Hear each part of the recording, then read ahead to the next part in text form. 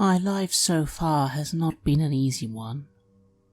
The struggle has been constant.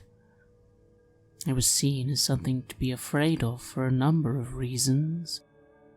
My strange appearance when compared to other humans, my powers and the way they manifest.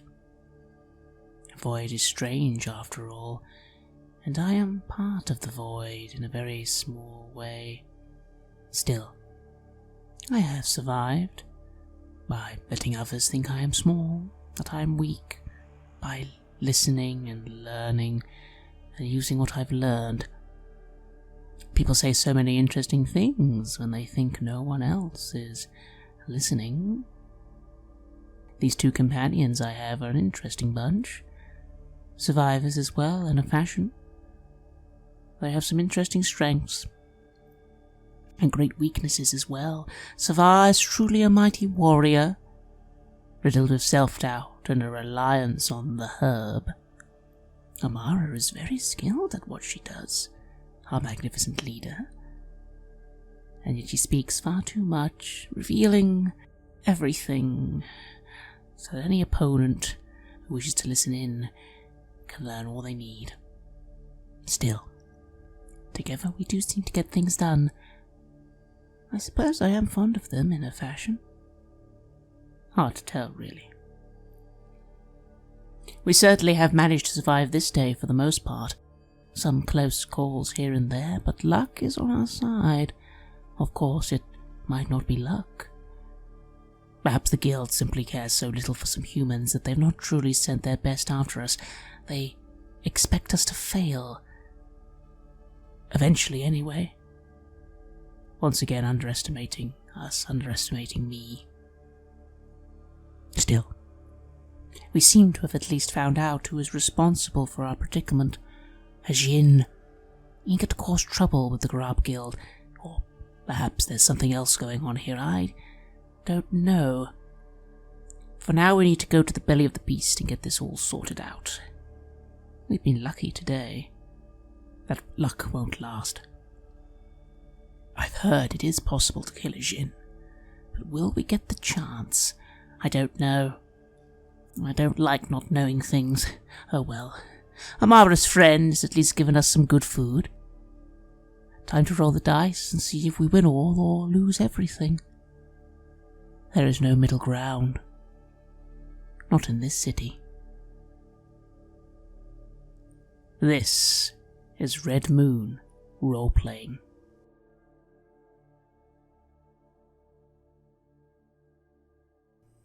That's better. At least we get some food. And then I sort of stretch my tongue. I don't know how you do it. Talk around in circles like that. It certainly doesn't fit my style. No? How would you do it, beneficent leader? Oh, I would just tell him we're going to go kill a Djinn called Zagan. And ask for any advice. But I don't know. I must be taking after you. There are worse you could take after. Savar. Here is my plan, for the moment anyway. I believe the simplest way of getting in, unfortunately, will be announcing our presence and requesting an audience. We can't sneak in, we don't have the time, we can't fight our way in. There will be adversaries beyond, I'm sure, even you, but perhaps if we are so blunt in our desire to see him, in the great arrogance all Djinn have, he may be just amused at his would-be, well, sacrifices, I suppose he sees us as, have come to him. Maybe there lies something we can do. What do you think? I think there's some wisdom in that. We go there begging for our lives, begging for him to save us. And that will give us the opportunity to strike. I have no idea what we'll be facing there. But as I said, the back, usually a good place to strike. Yes, Savar. Maybe if we can get you into a position, you can strike. Well, that's exactly what we're going to do. And then we're going to keep an eye open for this arboreal nadir that my friend mentioned. If we can sneak away with that little prize and take it to the warlords, then that might just be what we need to trade in order to get more information about the statue and the idol. Yes, if we survive all these things, we will have something to go ahead on. No, I approve. Very well then, let us go to an impenetrable fortress and deal with its great and powerful being. What can go wrong? Absolutely nothing.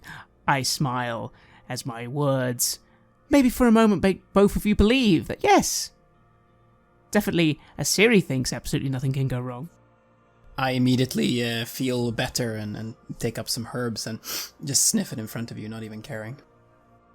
Come on now, Slither Tongue. Come on, Muscle Brain. Let's get this done with. And so we approach the tower, or make our way there anyway. Alright, you find yourself just in front of Zagon's tower. It is this beautiful mosaic kind of tower, each put together by these beautiful... They kind of remind you of fish scales, but much larger than any fish you've ever seen, stretching up into the sky, and surrounding it there is a wall that's brown and has kind of these scratches and distress upon it.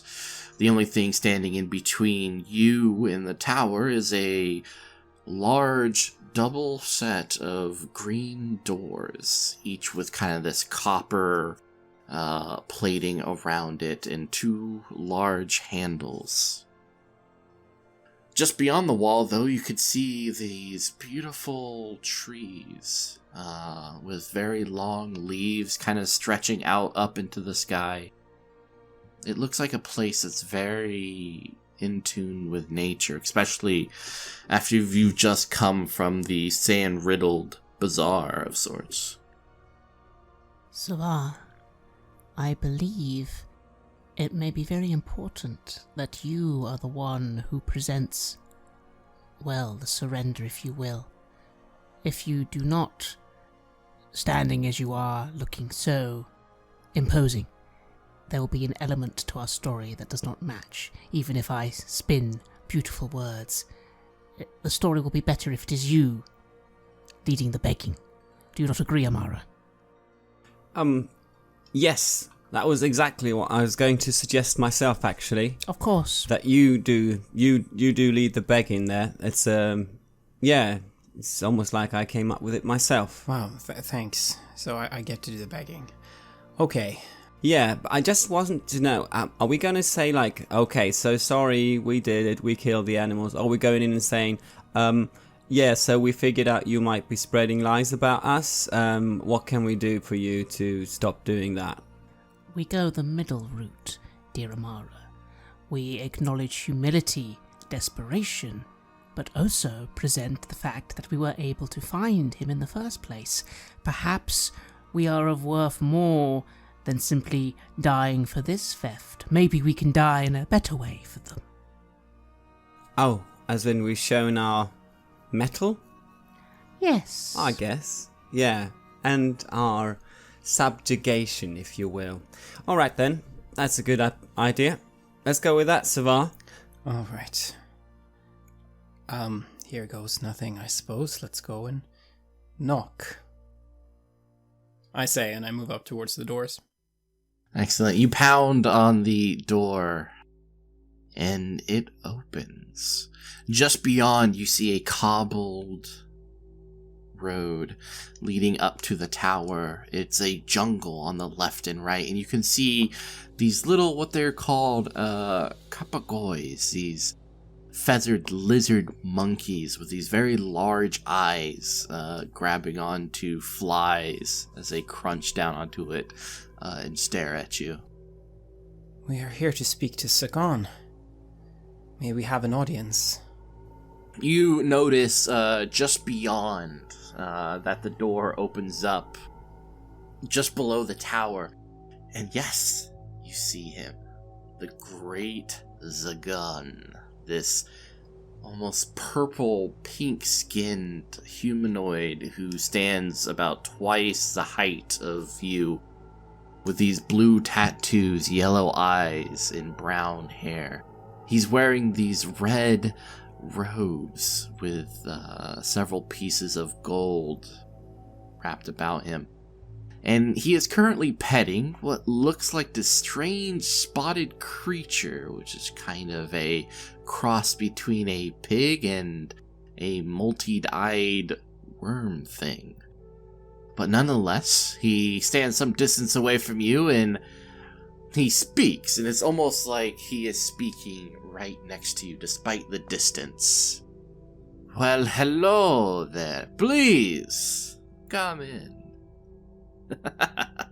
And he steps back inside his tower. Well, I follow then, accepting the invitation. I nod to the others. Well, it's going well so far. I see the doors closing behind us, and I nod and follow you. You enter in where Zergon is sitting among several pillows, laying out with several sheer-clad women with various tattoos, pouring wine into his mouth and feeding him grapes. He smiles at you, obviously enjoying this show of superiority. It has been some time since I've been graced by humans here in my tower. What brings you here? And I get down on my knees. Mighty Sakan, we've come to pray and beg for our lives. We know that without your help, without your protection... No. Please, before we have these introductions, before we get into this groveling, share a plate with me, please. And he leans back, and one of the women kind of saunter on over to pick up a cup and bring it towards you. You see these little larva-like creatures gazing up at you with these large eyes as they try to get out of the bowl, but it looks like the inner sides of the bowl are just too smooth for their little legs to grasp anything. Zagon gets up and places his hand upon the bowl and picks out one of these worms and... Oh, such decadence. Please, try some. I look at the worms and I feel a kinship with them. I feel like this is who we are in this place, are we not? We are just stuck here trying to get out. That's very fitting, isn't it? Oh, I'm full, I'm afraid, but they do look very delicious. Yeah, they are a delightful Landragese delicacy. Something I brought here, and I can't really go a day without enjoying them. Well, I, on the other hand, will look down at these things. Have you ever eaten something like this before? You've eaten moving things, but this is definitely something that's kind of reserved for a higher caste. Outlandish, probably super expensive. This might be the only chance in my life I get to try one. So, I pick one up and, yes, I put it in my mouth and crunch it down. Excellent. You do so, and it's a very fascinating texture, feeling, and taste. When you bite into it, you originally think that, yes, this must be a gushing of blood, but as you kind of understand movement in your mouth, kind of these tiny little legs, you realize that by biting into it, you've released several of its children into your mouth, and as they kind of slip down your throat with this very sour but sweet aftertaste to it, it is quite delicious, but definitely an interesting feel to it, to have something crawl down your throat in that way. I choke a little bit. Oh, well, extraordinary. Out of this world. Yes, it is something I miss from my home world. But please, enjoy. Obviously, you have the guile to discover the heart of my operations. And I am impressed by your determination and ability to escape capture. I had been running a bet all day to see if next time I would see you would be on a spike of some sort, or maybe in a cage. But here you are, and you are doing fine, and he kind of like walks around you as if examining a well-tailored suit. His hands kind of brushing your cheek and kind of squeezing your shoulder in the same way that you would kind of look over your stock. With a very wry smile on his face. I simply, looking down, remark, "You are of course correct, Great Master. We are very lucky to be here, but well, I am lucky, I suppose. My two companions, though, well, believe it or not, they are all very capable individuals. Savar once killed 7 beings with just his teeth, and Amara there once stole from one of the great ruins far on a world beyond here. But of course, we realized eventually that despite our skill and luck, we could never comprehend with a being such as yourself." I feel like you do yourself a disservice. I mean, look at you. You've gone so far. And I applaud you. Thank you. We had a few run-ins today, with the lovely Garab Guild, trying to unleash a beast that ended up killing quite a few people. Not us, mind. And mercenaries, this and that. It's been a bit of a journey around town to come to your gracious highness and your lovely... Well, this is quite the place you have here. Thank you very much. Obviously, I cannot turn my nose from such gifts that I see before me. How about you work for me? We can provide you a stake within my business, and no doubt you would live comfortably here in my tower. And what exactly would you have us do then? I am unable to shut up at this point.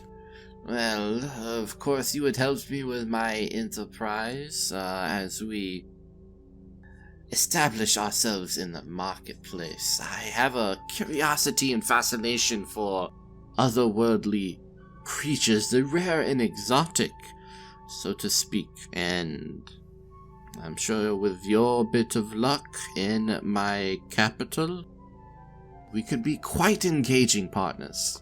And what would you do about the bounty that now has been placed upon our heads? Oh, we can get rid of that, make some payments, you'll be safe, I promise you. It certainly does sound most tempting, Great One. Although I wonder, would it not put you out a little? I mean, you did... Well, I'm assuming you're not a fan of the guild. That's why you attacked their animals, yes?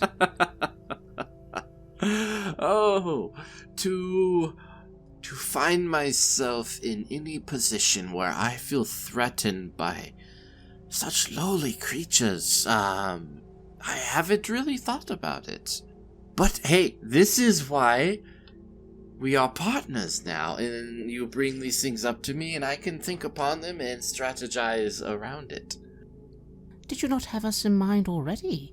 After all, you... Forgive us, we thought you were the one who told them that 3 people who looked like us were the ones who did the deed. Truth be told, humans really look alike, and I just thought of some random features I am sure some human within this district would have, and, well, it just happened to be you. I look to Amara and laugh a little, saying, "Oh, it's like you said, Amara, all just a funny little coincidence." A much fortunate coincidence, if I say so myself. And look, life has raised its beautiful head at you and said, here's your chance. Right? Are you going to take it or not? I think to myself now, as this is of course a little bit too much of a coincidence that he would have named exactly people like us for this very purpose. I don't know what he wants with our group and why. I mean, if this was all a test, why would he choose us for this? It's all a bit strange, and I looked at my two companions. Bit of doubt in my eyes. I smile and I say, well, yes, that would be an honor. If we could serve, if we could earn your protection. No, not serve. I want a partnership, especially with such creative humans. I feel like you have a shot. Now, of course, cementing our relationship, I would like you to meet my consort, Fudelia. Unfortunately, she is somewhat of a recluse and will be up in her tower, but my daughter, Asha, I would like you to meet her, and I would like one of you to consider possibly engaging in a formal relationship with her. Well, this is moving very quickly, and we would become part of your operation then. I'm sorry, I'm a bit befuddled by how fast this is all moving, Zagan. Would you like some wine, maybe? Oh, certainly, that would be wonderful. I am beginning to rack my brains on what little I know of the Djinn. There is something here, isn't there? I know a little of the ways of the void. Why does a Djinn need a human to, marry one of his children? That there is something strange here. Is there anything I can think of? Yeah, why don't you go ahead and make an intelligence test and let me know if you have a skill that might help out with that. So, intellect 1. I don't think inquiry would work in this example. But as I am a void sensitive, do I maybe get a bonus for just knowing a little bit of these things? Yeah. We'll give you a +2. It's a 5. Yeah, you can't, as much as you kind of grasp at the knowledge from your past, you can't think of anything, but you do feel ill at ease. I sort of give Amara this little look, and then they look to where Savar is, and I just take a few steps to the left, trying to get, if one were to look at me, you'd be looking at me and not Savar. And I kind of give Savar this look as I sort of again stepping to the left. Yes, my lord, we would very much care for some wine, and we would be honoured at such an opportunity, but please also allow me, and I then get down on my knees. Allow me to prostrate myself, for I am honoured to even be in the presence of such a great being. And as I'm rattling on, I look at Savar one last time, and I'm just really trying to draw the attention on me. I see what he's doing, and I am starting a fake argument with him about not groveling so, and I accept the wine, and I start going around the room admiring the different things there just to spread us out a bit. Yeah, the Zagan kind of moves forward and bends his knee and touches you. It's, please, stand up. This is not necessary. If I see an opportunity and I see the Djinn's back, I will try and stab him with my short sword. Excellent. All right, so we're gonna get into the combat, which is gonna be pretty fun because there are some really cool maneuvers and such you can do to kind of have a little bit more of a tactical experience. So you can do an all-out attack, which would give you a +3, but it would, obviously give you a -3 for defense. But hey, if you're going all the way, you might as well. And this is also a backstab, so you get another +3.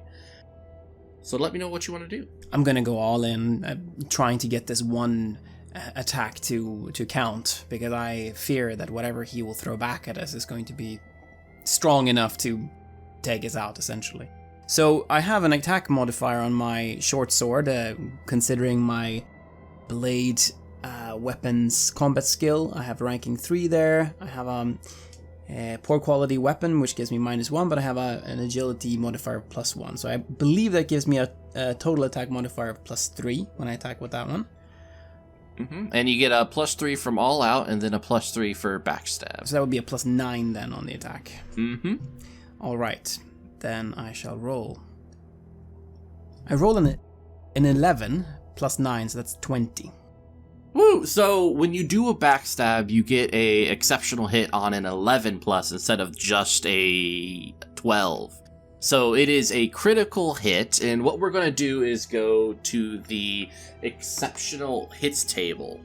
So go ahead and roll a d12 and then a d6. The d12 is 12, and the d6 is 5. That is really good. So you are going to do ×3 damage. And I roll a 6 on my d6. d6 +1, so that's 6 + 1, 7, ×3, that's 21 damage. Ooh, and the victim suffers a major bleeding and is unable to move for d12 rounds. So 4 rounds. The other 2, why don't you give me a stamina roll? 8. Alright, you're good. 7.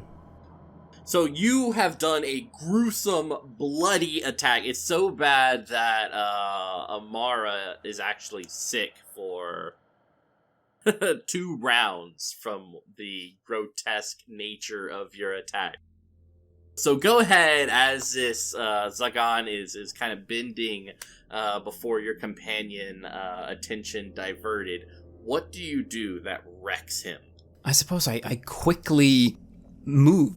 It is lightning fast, and I move up behind him, and I just shove the short sword right through the back of his neck, through his throat, and it just sprays out blood, probably drenching my companions. It's this kind of cascade almost, and I'm surprised myself at how I'm still alive, but I just take solace in that. I just jam it hard in there, and I hope that it will be enough. And just as it happens, I was just bringing my goblet of wine up towards my mouth, and the blood just sprays over me into the goblet, into my mouth, and I start coughing because I wasn't expecting this to turn out so quickly. Yeah, it is. Like, the women here start to scream, and they run in this sort of feverish manner as they're tripping over themselves. The Djinn, this Zagan, kind of twists his neck, and you can feel his muscles underneath your blade twitch against the sharpness of it as he coughs. And blood pours out, and his eyes look directly at you, Safar, as he turns. And do you kind of release the blade? Do you pull it out?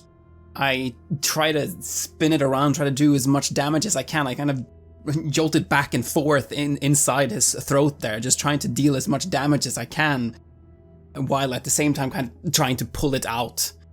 Yeah. You kind of wrench it free from his neck, kind of halfway decapitating him as his head kind of topples over, hanging upon his shoulder with little bits of flesh and what maybe bone that just trickles down his front as he kind of steps forward and then bends down on that knee and collapses on the ground. his kind of yellowish eyes still open, gazing at you as you can see him start to choke on his own blood, and that little spark in his eye starts to fade. Looking quickly, does it actually seem that he is going to die soon?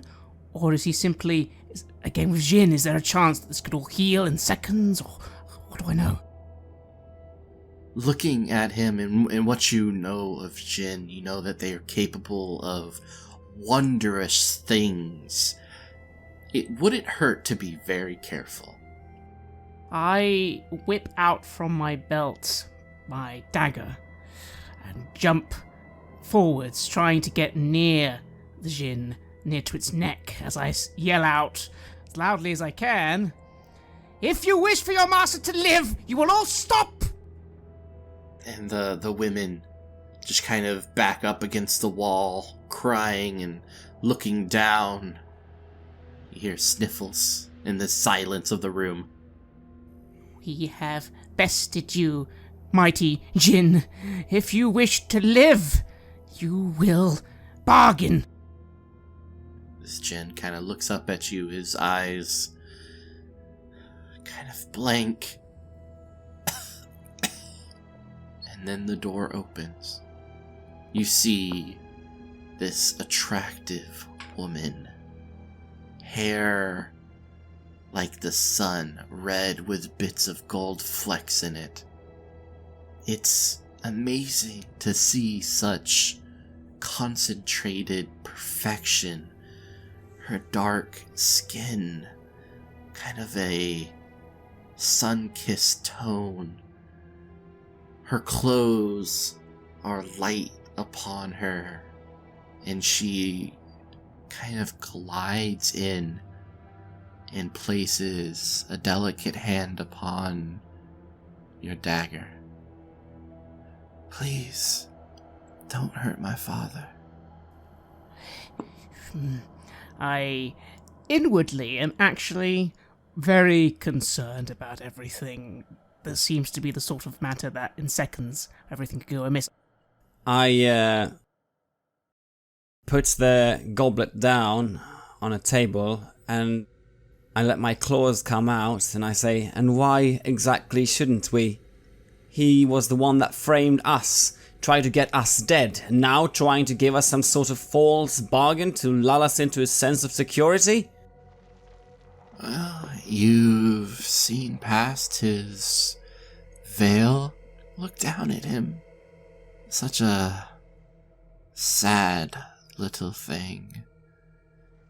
And there you are. Oh, if you can look at yourself now. How beautiful you look. With such power, the life of a Djinn underneath you. What do you want? Cut to the chase. I don't like to be interrupted, is one thing. Well, we don't like to be framed and nearly killed 3 times in a day very much as well. I tense my hand on the dagger just a little, and I look to Amara and say, "Beneficent leader, we can afford a few moments of calm. We are, after all, professionals. Yes?" I start circling her, looking at her very suspiciously. She looks back at you. You notice her eyes, every time you blink, seems to change color.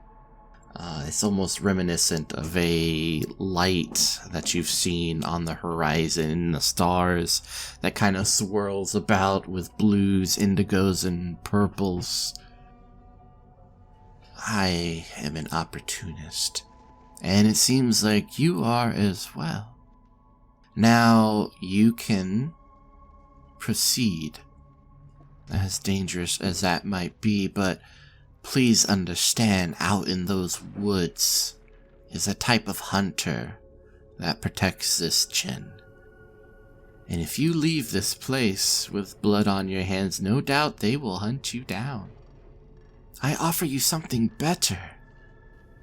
Something more beautiful. What? an opportunity to rise. There is something amiss here. That is the same offer your father was giving. We are nothing compared to you. Why do you even want us? Why was he willing earlier to even offer such a bargain in the first place? If you are nothing, then why is my father's life in your hands? We proved unexpected. We're looking for a thing that was taken from us. Yes, humanity's always looking for relics, and truth be told, I'm sure my father wanted to give you to me. He did mention some such thing, some sort of formal relationship. Yes, and I think with the change of things, we can consider a bargain. We will consider the bargain if you explain yourself. Why would Djinn need a human? Why would... That doesn't make any sense. He doesn't. I was going to eat you. Ah. And now? Well, since you have the person who usually gets my food underneath you, I am now concerned about what I am going to eat. Now, I can begin to eat each and every one of you. Your skin does look quite delectable. But then what?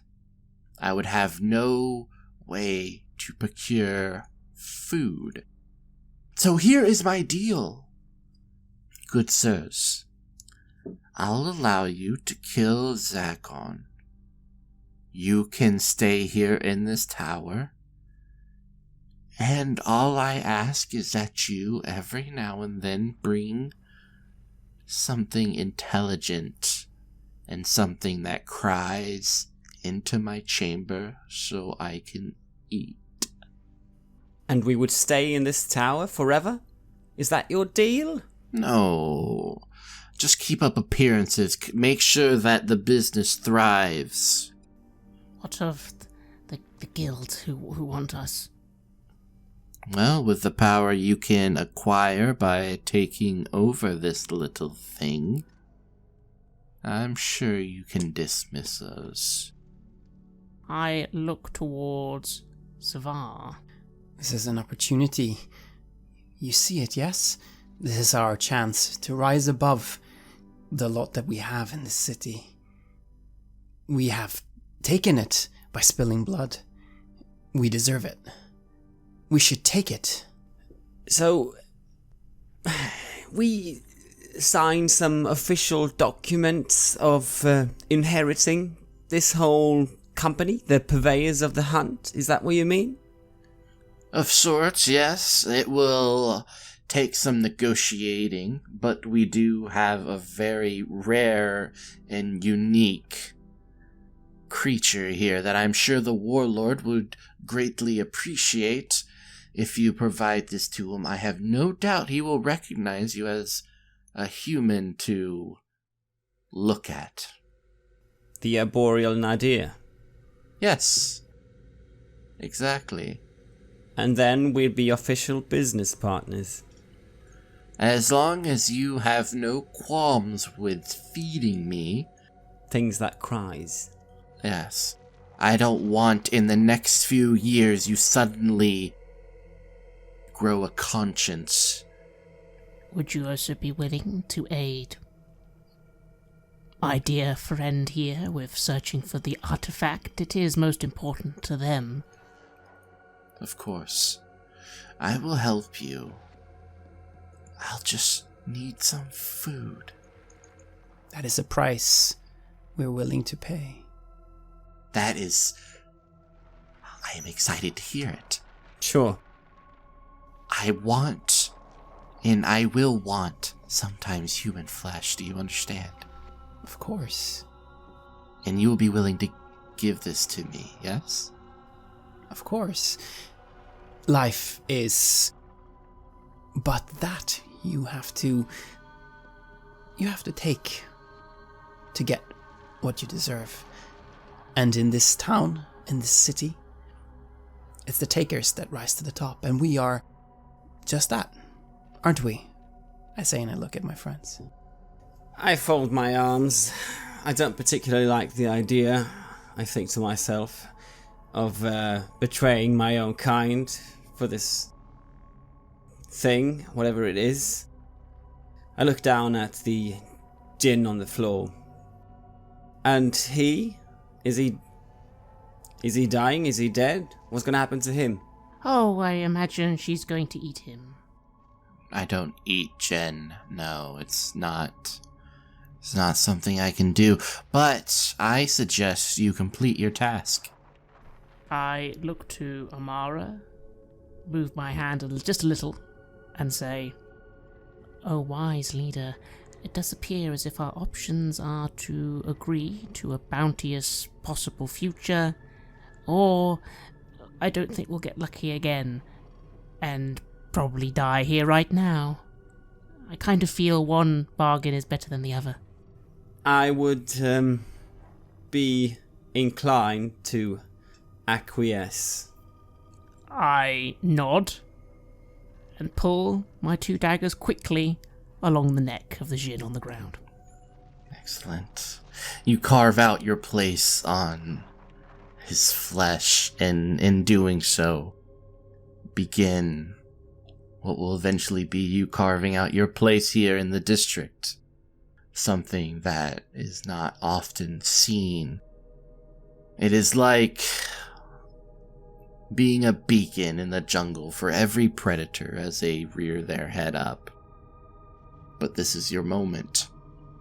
The woman, this creature, stands before you with a smile on her face, and you can almost see a hunger in her eyes. Thank you so much. I think we've done something really good here. Of course, Great One. We are happy to serve, I say as I bow, and deep down, I am happy to be alive, and I care little for what I need to do it. I never have. And my friends are alive as well for now, and who knows, maybe down the road somewhere things will change. But I feel this is a good result, I think to myself. I pick up goblets of wine and I raise a toast to a beautiful partnership and a glorious future together. I agree. And she raises her glass. I do expect you to introduce me to the enclave here, or the commune. Oh, I'm sure you will find them I'm sure you will find them to your liking. This is all taking a very interesting turn. Sure. Let's make sure we don't get killed by your invisible guards, and now to the future then. And I find myself a new cup, not being splattered by the immense being's blood, and I raise that as well.